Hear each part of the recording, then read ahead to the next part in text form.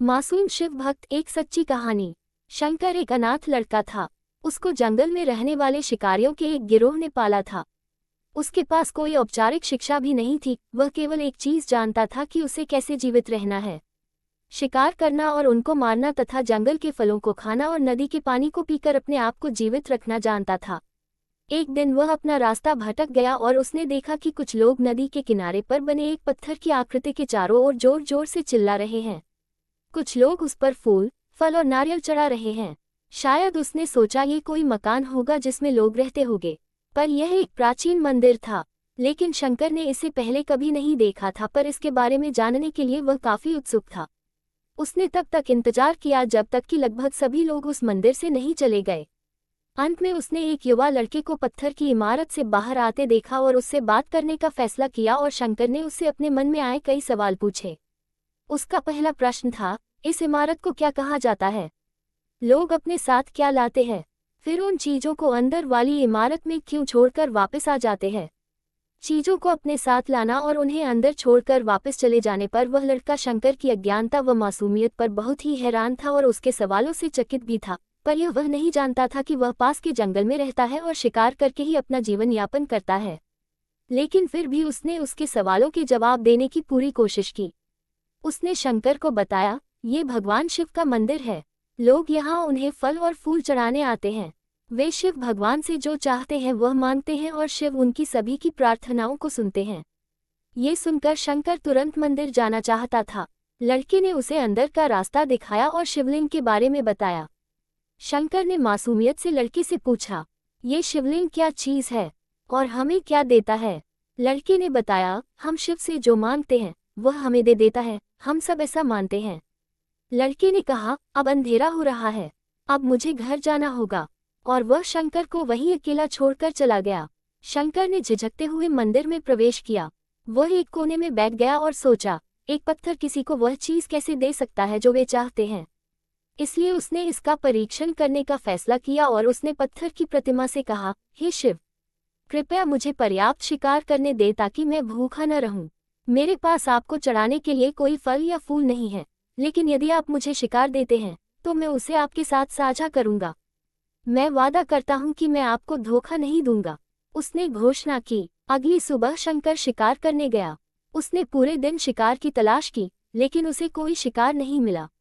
वह भूख से तिलमिला रहा था। वह काफी निराश हो गया क्योंकि उसे कोई शिकार नहीं मिला था। दोपहर हो चुकी थी। अब उसे लगने लगा कि मंदिर के लड़के ने उससे झूठ बोला था, फिर भी उसने शिकार जारी रखा। जैसे ही शाम हुई, उसने 2 खरगोशों को अपने बिल में से आते देखा।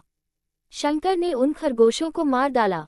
चूंकि उसने शिव भगवान से वादा किया था कि वह अपने शिकार को साझा करेगा, वह मरे हुए खरगोशों में से एक के साथ मंदिर गया।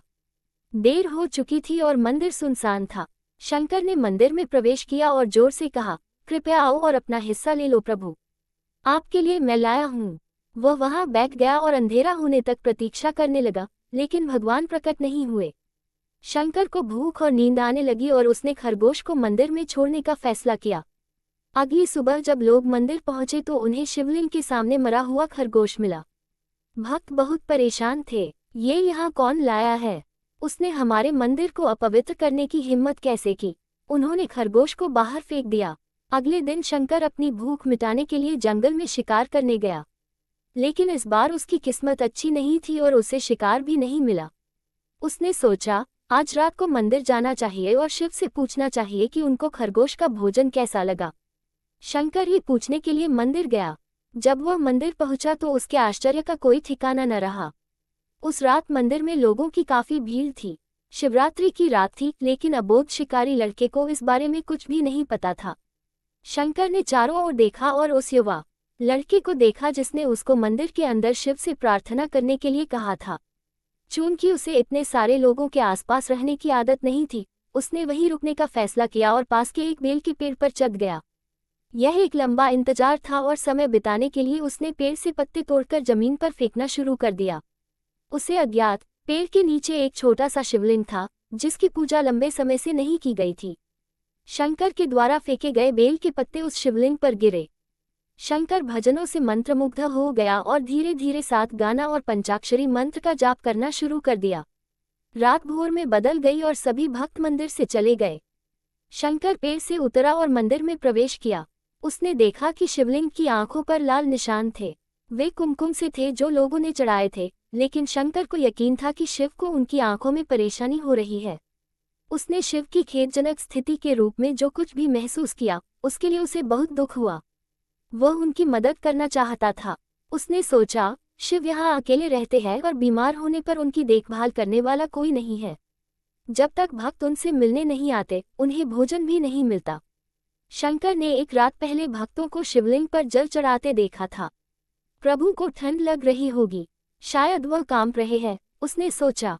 आखिरकार वह केवल पत्तियों से ढके हुए हैं। तो उसने शिव से पूछा, मेरे स्वामी, मैं आपकी क्या मदद कर सकता हूँ? शायद कुछ खाना या दवा। मैं आपकी सेवा कैसे कर सकता हूँ? शिव ने उसे कोई उत्तर नहीं दिया। शंकर ने सोचा, भगवान वास्तव में बहुत बीमार है क्योंकि वह अब उत्तर देने में भी असमर्थ हैं। वह तुरंत जंगल में गया, कुछ औषधीय जड़ी बूटियों को लाया और लाल निशान पर उनका लेप लगाया। लेकिन कुछ नहीं हुआ। उसने कहा, लगता है कि यह अंधे हो गए हैं। मुझे प्रभु को अपनी एक आंख देनी चाहिए ताकि वह ठीक हो जाए। ये निश्चित रूप से उन्हें खुश कर देगा। उसका दिल पवित्र था और उसने वहां शिव के हाथ में रखे त्रिशूल को उठाया और त्रिशूल को अपनी दाहिनी आंख की ओर ले गया और अपनी आंख को निकालने का प्रयत्न किया। शंकर अनपढ़ था, उसे मंत्रों या पूजा के उचित तरीकों का कोई ज्ञान नहीं था, लेकिन उसकी भक्ति की कोई सीमा नहीं थी। जैसे ही वह अपनी आंख निकालने वाला था, शिव अपनी पत्नी पार्वती के साथ प्रकट हुए। उन्होंने पार्वती से कहा, इस भक्त शंकर ने अनजाने में शिवरात्रि पर उपवास किया, बेल के पत्तों से मेरी पूजा की और साबित किया कि उनका दिल बेदाग है। मैं अपने इस भक्त पर काफी प्रसन्न हूँ।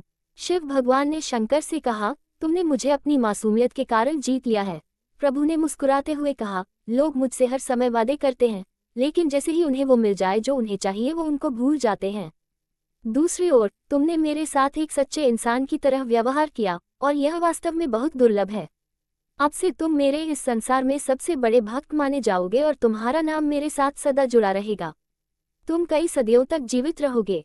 इस बात को कहकर भगवान शिव व मां पार्वती अंतर्ध्यान हो गए। तभी से लोग शिव के साथ शंकर भी लगाने लगे। तो दोस्तों, कैसी लगी कहानी? कहानी अच्छी लगी हो तो चैनल को लाइक और सब्सक्राइब जरूर करिएगा, जिससे कि हमारा रिश्ता